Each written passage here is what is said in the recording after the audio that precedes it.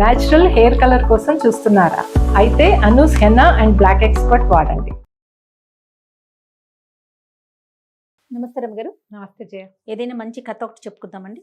శ్రీరమణ గారి కథలు చాలా బాగుంటాయి జయ. కాస్త కూస్తా మనకి జీవితాల్లో ఎక్కడో రిలేట్ అవుతాం కూడా కొన్నిటికైతే. ఓకే. అద్భుతమైన కథలనే మిథునం సినిమా మనం అందరం చూసాం. తనికెళ్ళ మహాద్భుతం. భారతి గారు బా. తెరకెక్కిచ్చారు. బాలసుబ్రహ్మణ్యం గారు, లక్ష్మి గారు. లక్ష్మి గారు. అద్భుతమైన యాక్షన్, చాలా బాగుంటుంది సినిమా. శ్రీరమణ గారిది తేనెలో చీమ. తేనెలో చీమ. చీమ ఈ కథ బాగుంటుంది.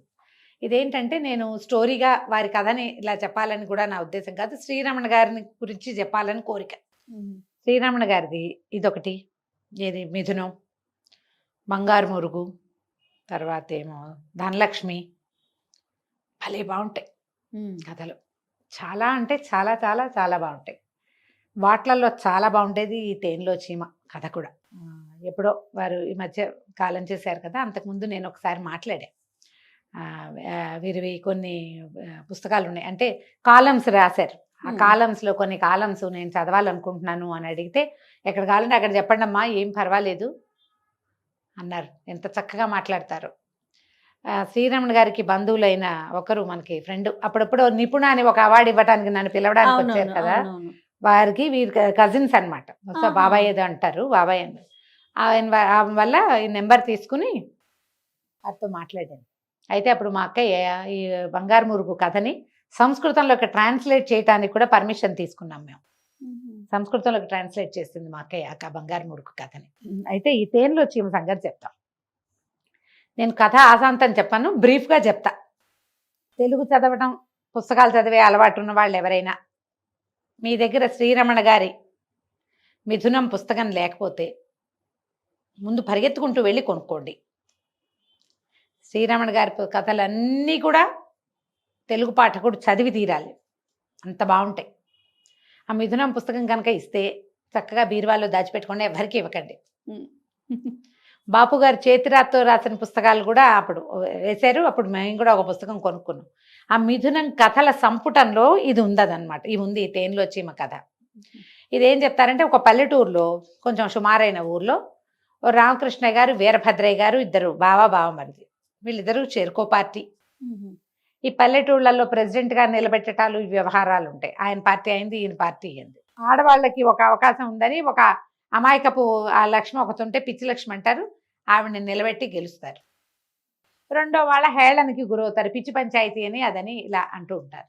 ఒకళ్ళనొకళ్ళు ఎక్కిరించుకోవటం, హేళన చేసుకోవటం అలాంటివి నడుస్తాయి. అయితే ఏమైంది, వీళ్ళు ఏదో కమ్మరం పనులు చేయిస్తారు. కమ్మర పనులు అంటే అదే ఇనుప సామాన్లు, కత్తులు కటార్లు చేయిస్తారు కదా. అక్కడ వీళ్ళ దగ్గర, వీరభద్రయ్య గారి దగ్గర పనిచేయటానికి సన్నటి కుర్రాడు ఒకటి చేరతాడు. వాడు సన్నగా ఈనుపుల్లే రెల్లిపోచల్లే ఉంటాడు. ఏమిట్రా మీ సార్ మీ అయ్యగారు మీకు అన్నం పెట్టట్లేదా అని ఇలాగే వాడిని హేళన చేశారు. అన్నం పెట్టట్లేదు, అందుకే వీడు ఇంతలా ఒక్కిలా ఉన్నాడు, పీచులా ఉన్నాడు, రెల్లులా ఉన్నాడు అనేసరికి ఇంక ఒళ్ళు మండిపోతుంది. వీళ్ళు హేళన చేసిన వీడితోటే వచ్చే సంవత్సరం 100 బస్తాలు ఎత్తిస్తానని ప్రతిజ్ఞ చేస్తారు. ఆ ఊళ్ళో ఒక గట్టి ఆచారి గారు ఉంటారు. ఈ ఆచారి గారికి చెప్తారు, ఈ రెల్లిపోచని బలాఢ్యుణ్ణి చెయ్యాలి, ఏం చేస్తారో అది చెయ్యండి, ఎంత టైం కావాలి మీకు. వాడు సన్నటి రెపట లాంటి మనిషి, సీనయ్య వాడి పేరు, సన్నగా పొడుగాటివాడు. ఈ బక్క పిల్లలు ఎప్పటికీ ఏం చేస్తే లావు అవుతారు, ఎప్పుడు వాడికి బాలసాలు అవుతాడు, వాడు ఏదో గట్టివాడే పని చేసుకునేవాడు, కానీ బక్కటివాడు. ఈయన అన్నాడు, అయ్యా గర్భస్థ శిశువు అయినా 9-10 నెలలు పడుతుందండి, 9 నెలలు ఉండాలి తల్లి గర్భంలో అంటే, సరే 9 నెలలే తీసుకోండి, సంక్రాంతి పండగ నాటికి వీడిని తయారవ్వాలి. అక్కడి నుంచి వీడి దగ్గర పని మానిపించేశారు. వీడిని ఓ చోట పెట్టారు. ఇక వాడిని మేపటం మొదలుపెట్టారు. ఈయనయ్యన్న వాడికి మేపటము, వాడికి ఏమేం పెట్టారు, వాడిని ఎలా బలాఢ్యుని చేశారు అనేది ఒక పేజీన్నర రాస్తారు. ఎంత బాగుంటుందో, భలే బాగుంటుంది. అక్కడి నుంచి వాళ్ళ ఇంటికి వెళ్తే కుదరదు, ఇంటికి పంపించాల. భార్య అది ఉంది, మరి భార్య పిల్లలు ఉన్నారు, భార్య దగ్గరికి వెళ్తే బలం తగ్గిపోతుంది, అందుకని కట్టు. ఇంటికి వెళ్తే సరిగా కుదరదు, అందుకని కట్టు. ఇంటికి కూడా వెళ్ళనివ్వరు, వీడిని ఇక్కడే ఉంచుతారు. ఇక రకరకాలు అరగదీసి పోస్తారు, తినిపిస్తారు, అవి అరగటానికి ఇంకోటి ఇస్తారు, ఇది అరగటానికి ఇంకోటి. అక్కడి నుంచి కసరత్తు చేయిస్తారు, వాడిని పెంచాలి కదా శరీరం. అక్కడి నుంచి ఏమైంది, జుట్టు బాగా దుబ్బు పడింది, జుట్టు ముడి, తిన్నంతా జుట్టులోకి పోతుంది. జుట్టు తీయాలంటే వీళ్ళు అబో దిబోమన్నాడు. కాదండి, నాకు అనారోగ్యం వచ్చినప్పుడు మా అమ్మ మొక్కుకుంది, ఏడుకొండలవాడి మొక్కు వద్దు వద్దన్నా సరే గుండు గీయించేశారు నిర్దాక్షిణ్యంగా. గుండు అక్కడి నుంచి ఇక రోజు భార్య రోజు వచ్చి కాసేపు కూర్చుని వెళ్ళేది. ఊరికే మళ్ళీ ఎదురుగా ఉంటే దిష్టి తగులుతుంది, అందుకని ఓ పక్క నుంచి కాసేపు మాట్లాడి వెళ్ళిపోవటమే. వీళ్ళకి కావాల్సిన అన్ని వస్తువులు ఇంట్లో కావాల్సినవన్నీ అయ్యగారే సప్లై చేస్తారు. మరి వీడు పని చేయట్లేదుగా, ఇక వాళ్ళకి తిండం వరుతోంది. మొదట్లో బాగానే ఉంది, క్రమంగా విరక్తి పుట్టడం మొదలుపెట్టింది వీడికి. ఇక ఎన్ని రకాలు చేశారో, కొంచెం ఒంటి మీకు కులాసా రావడానికి నల్లమందు చిన్న మోతాదు మొదలుపెట్టి పెద్దది దాంట్లోకి తెచ్చారు. ఒళ్ళు తేలిగ్గా ఉంటుంది. గుండు మా అమ్మని చూడాలనుందని గోల పెట్టాడు. వాళ్ళ అమ్మని మోసుకొచ్చారు. అమ్మకు ఒంట్లో బాగుండలా, మళ్ళీ ఇంటికి పంపిస్తే ఎట్లా, వాళ్ళు మోసుకొచ్చారు. అమ్మని మోసుకొచ్చారు. ఆ అమ్మ తెల్లబోయింది, ఆవిడ గుర్తుపట్ల కొడుకుని.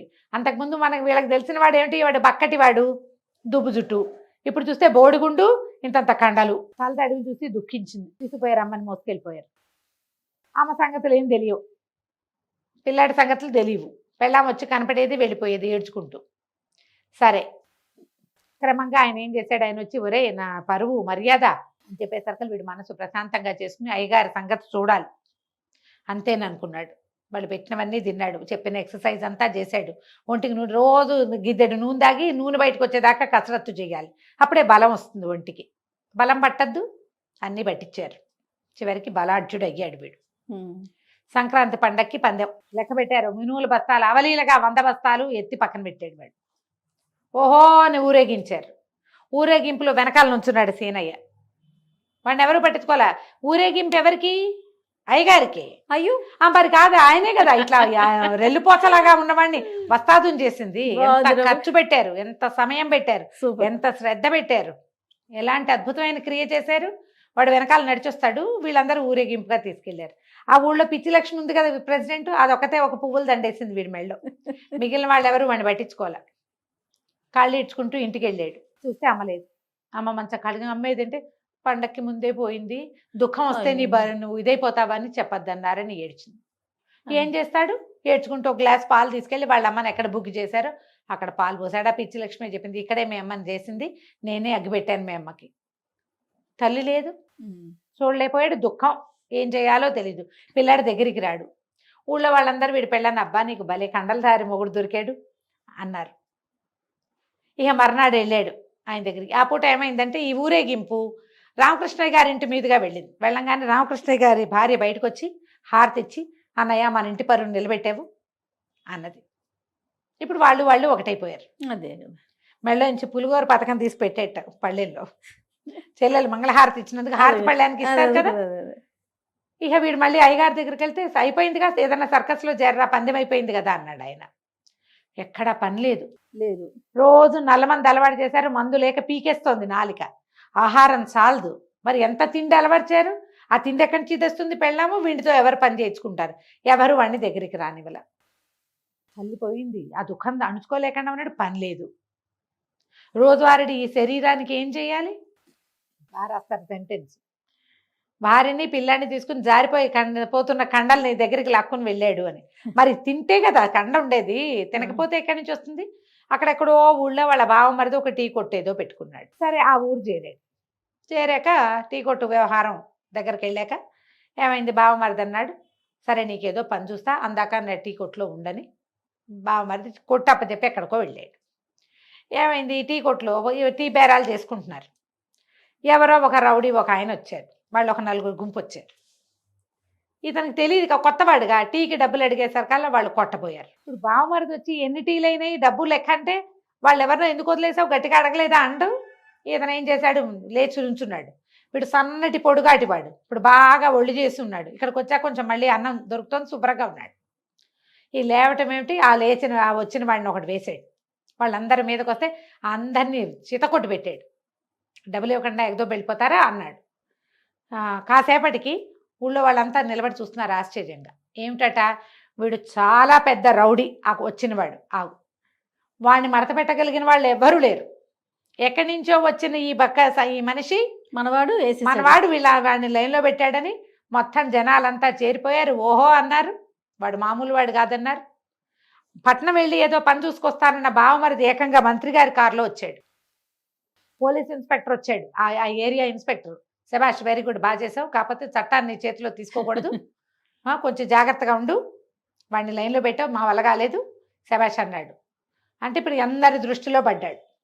బావమరిది వచ్చి మంత్రి గారి కారులో నుంచి దిగి, బావా నువ్వు ఇంత ఘనుడు అని అనుకోలేదు, మంత్రి గారు మన వైపే ఉన్నారు, ఇక అంతా నీదే, నువ్వు ఇప్పుడు హీరోవి ఓకే. అనగానే ఈయనకి అర్థమైంది సీనయ్యకి, నేను మళ్ళీ తేనెలోకే వెళ్తున్నా.